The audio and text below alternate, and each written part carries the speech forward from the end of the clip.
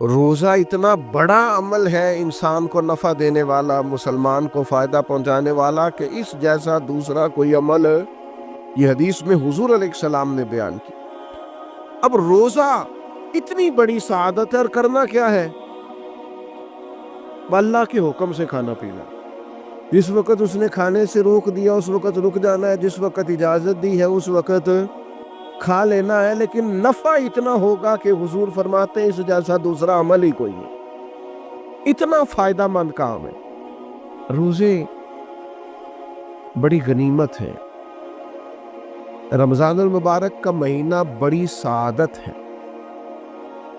آپ اندازہ فرمائیے کہ نبی پاک علیہ السلام نے حضرت سلمان فارسی رضی اللہ تعالیٰ عنہ فرماتے ہیں رمضان سے ایک دن پہلے خطبہ دیا تھا باقاعدہ، اور ہمیں حضور نے رمضان کی عظمتوں سے آگاہ کیا۔ رمضان المبارک سعادت افروز گھڑیاں ہوتی ہیں، اس کا لمحہ لمحہ برکت ہوتا ہے، اس کی ایک ایک ساتھ خدا کا انعام لے کے آتی ہے۔ رمضان المبارک کی ایک ایک گھڑی بخشش، مغفرت، اللہ کی عطا، اللہ کا کرم، اللہ تبارک و تعالیٰ کی رحمتوں سے بھرپور ہوتی، ایسے جیسے چاروں جانب خدا کی رحمت کا می برس رہا ہوتا ہے۔ بس جن کی جھولیاں پھیلی ہوئی ہوں گی اور جن کے دامن کھلے ہوئے ہوں گے وہ اپنے دامن رحمت الہی سے بھرپور کر لیں گے۔ لیکن سادی سی بات ہے بھائی، جو آدمی سویا رہے، غافل رہے، اٹھ کے اپنے کمرے کا دروازہ ہی نہ کھولے تو سورج جتنا مرضی چمک رہا ہو اسے کوئی فائدہ حاصل ہوتا نہیں، اسے کوئی روشنی نصیب ہوتی نہیں، کیونکہ وہ تو اٹھا ہی نہیں، جاگا ہی نہیں، بیدار ہی نہیں ہوا۔ صبح کی آب و ہوا بڑی ٹھنڈی ہوتی ہے، بڑی صحت افزا ہوتی، لیکن اگر کوئی لوگ غافل ہی رہے اس میں اور صبح اٹھے ہی نہ، سیر کرے ہی نہ، فجر کو نکلے ہی نہ، اس کی غفلت اس پر طاری رہے، تو جتنا مرضی صبح کا سویرا ہو، جتنی مرضی راحتیں اور رحمتیں ہوں، اسے اس سے نفع حاصل ہوتا وہ تو اسی کو ہوگا جو اٹھے گا، آنکھ کھولے گا۔ تو اچھی طرح سمجھ لیجئے گا، رمضان المبارک کی سعادتیں اتنی بڑی ہیں، برکتیں اتنی زیادہ ہیں کہ حضور علیہ السلام نے فرمایا نفل کا ثواب فرض کے برابر، فرض کا ثواب 70 گنا بڑھا کے دیا جائے گا۔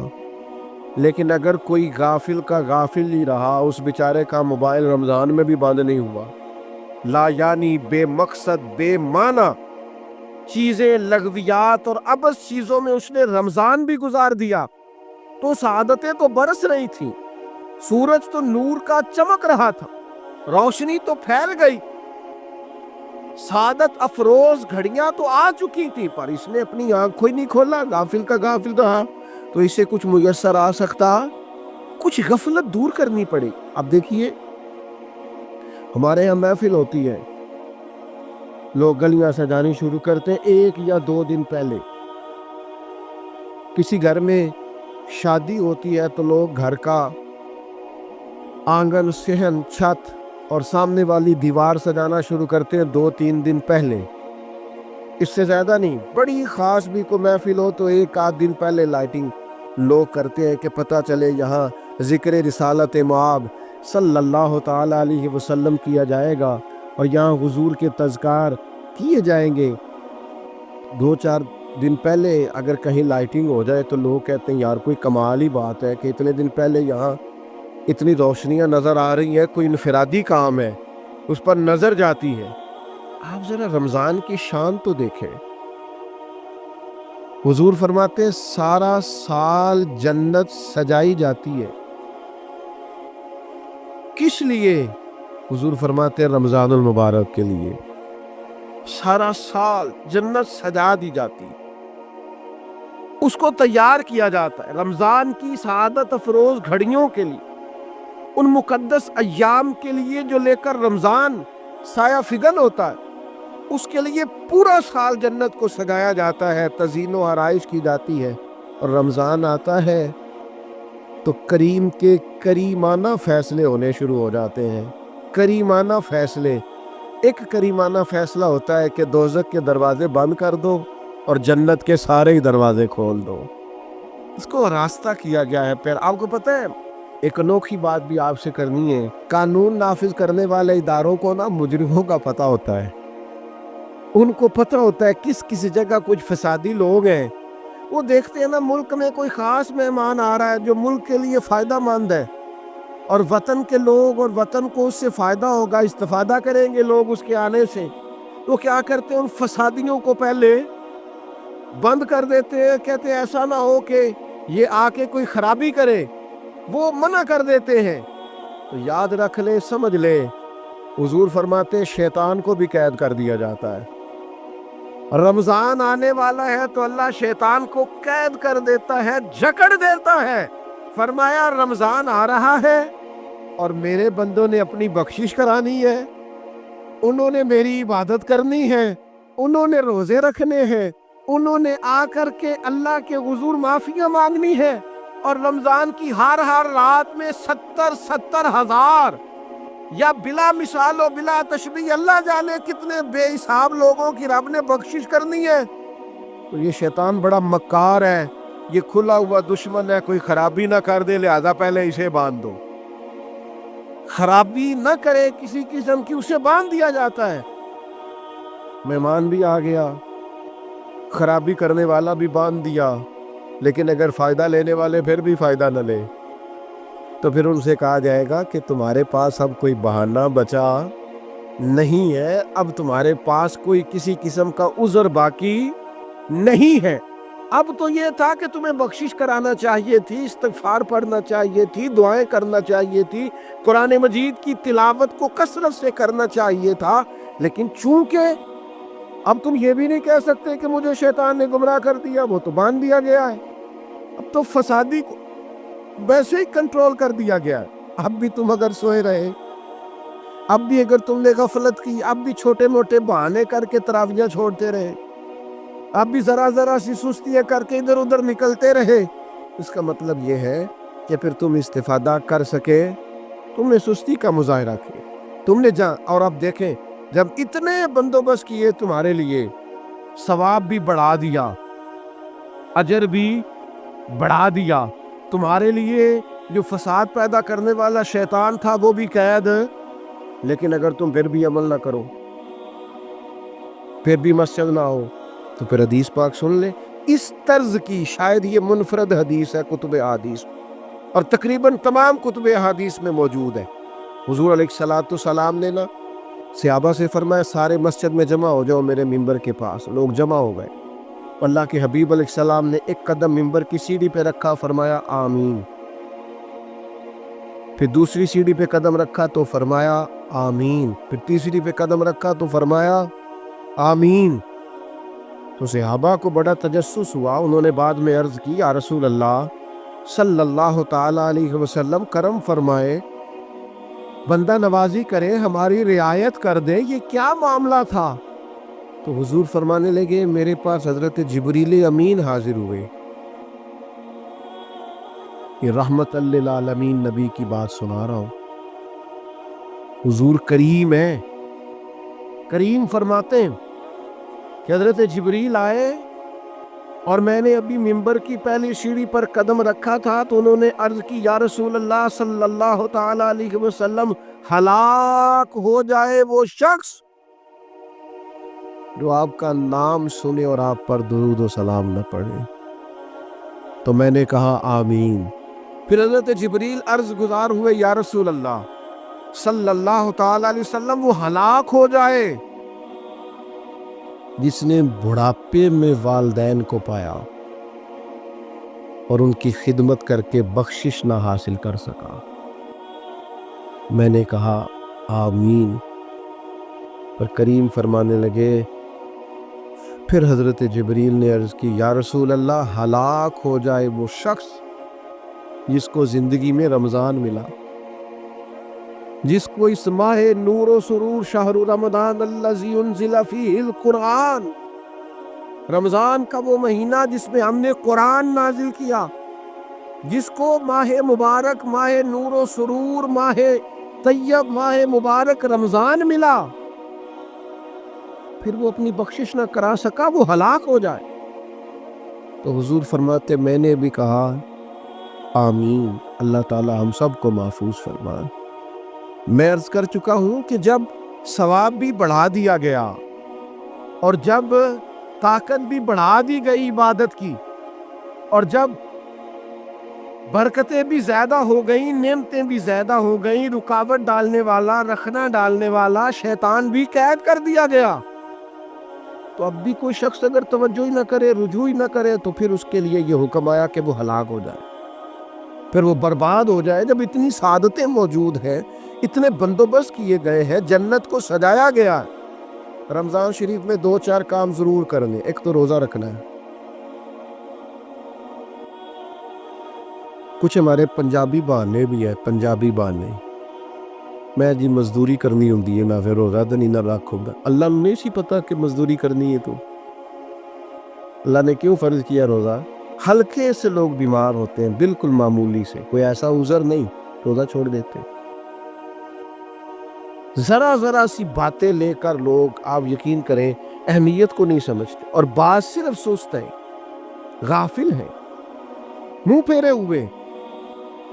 اگر یہ ایک حدیث سمجھ میں آ جائے نا، ترغیب و ترہیب میں اور دیگر کتب حدیث میں بھی موجود ہے، حضور نے فرمایا جس نے رمضان کا ایک روزہ چھوڑ دیا، زندگی بھر بھی روزے رکھے، وہ فضیلت نہیں پا سکتا جو رمضان کا روزہ سے فضیلت اسے ملی۔ اتنی بڑی بات ہے، آپ اس کو سمجھ لیں، اتنے سعادت افروز روزے رمضان کے۔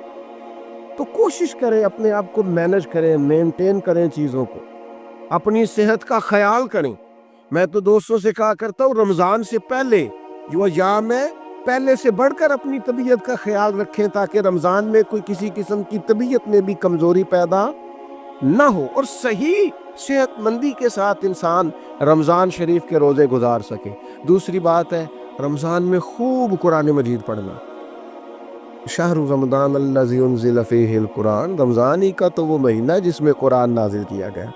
نبی کریم صلی اللہ تعالیٰ علیہ وسلم رمضان المبارک میں حضرت جبریل امین علیہ السلام کے ساتھ قرآن مجید کا دور فرمایا کرتے۔ حضور حضرت جبریل کو پارہ سناتے اور جناب جبریل نبی کریم علیہ السلام کو سنا۔ یہ دور ہوتا ہے قرآن مجید کا۔ اللہ نے کتنی زیادہ توفیق دی ہے، ہر مسجد میں تراویح میں قرآن پڑھا جاتا ہے۔ تھوڑی ہمت کریں، تھوڑی کوشش کریں۔ ہمارے بزرگ فرمایا کرتے تھے، ایک پارہ گھر میں پڑھا کرو قرآن مجید کا، تاکہ تمہیں دیکھ کے بچے بھی پڑھیں، اور ایک پارہ مسجد میں تلاوت کیا کرو، اور ایک رات کو تراویح میں 3 پارے روز قرآن مجید کے ہو جائیں گے، تو انشاءاللہ تعالی رمضان ختم ہوگا تو 3 قرآن پاک بھی ختم ہو جائیں گے۔ یہ ارادہ کریں، یہ پروگرام بنا، خوب قرآن مجید سے دلچسپی پیدا کریں۔ تیسرا کام رمضان میں جو کرنے والا، وہ ہے کثرت سے استغفار۔ کچھ غلطیاں نا ہم کرنا نہیں چاہتے، ہم سے ہو جاتی ہیں۔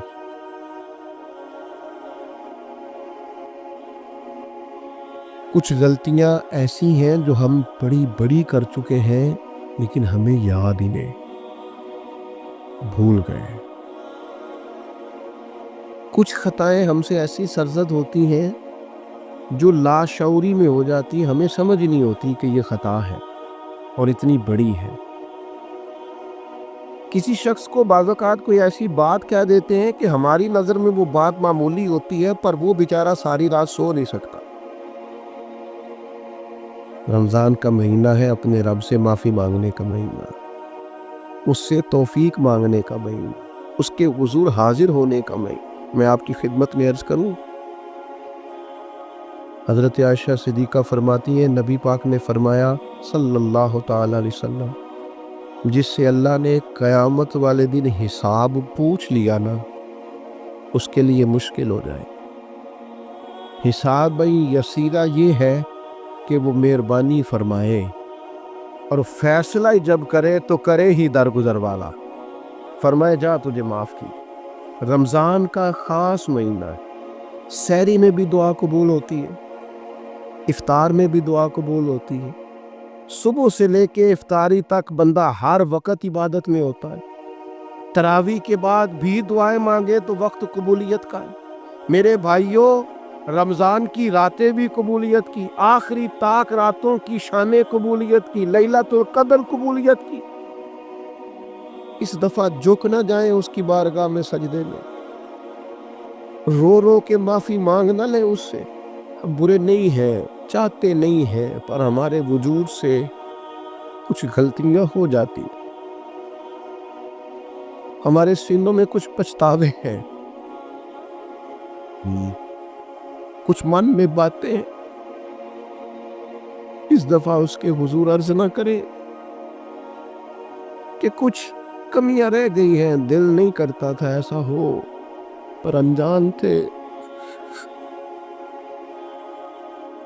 نہ چاہتے ہوئے بھی کمزوریاں ہو گئی۔ رمضان آ رہا ہے، بڑا گولڈن چانس ہے، بڑا خوبصورت موقع۔ بھائیو، رمضان کی ہر سحری کے بعد رب سے معافی مانگو۔ آپ کو پتہ ہے